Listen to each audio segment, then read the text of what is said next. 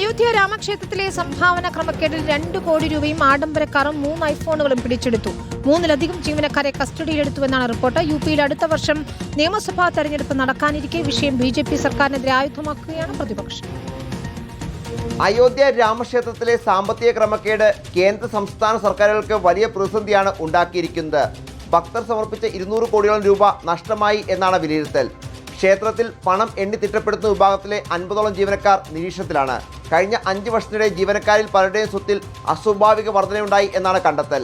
പലരും വലിയ തുകയ്ക്ക് ഭൂമിയും ആഡംബര വാഹനങ്ങളും വാങ്ങിക്കൂട്ടിയതായും വിവരമുണ്ട്. സംഭവം വൻ വിവാദമായതോടെ ക്ഷേത്ര ട്രസ്റ്റിന്റെ പ്രത്യേക അഭ്യർത്ഥന മാനിച്ചാണ് മുഖ്യമന്ത്രി യോഗി ആദിത്യനാഥ് 3-അംഗ പ്രത്യേക അന്വേഷണ സംഘത്തെ പ്രഖ്യാപിച്ചത്. जो टीम SIT की है वो शीर्ष स्तर पर मार्गदर्शन के लिए, आशीर्वाद के लिए मुख्यमंत्री जी से भी भेंट करने का अवसर उसका उन्होंने अनुरोध किया है. സമാജ്വാദി പാർട്ടി അധ്യക്ഷൻ അഖിലേഷ് യാദവാണ് കോടികളുടെ തിരിമറി ആരോപണം ആദ്യം ഉന്നയിച്ചത്.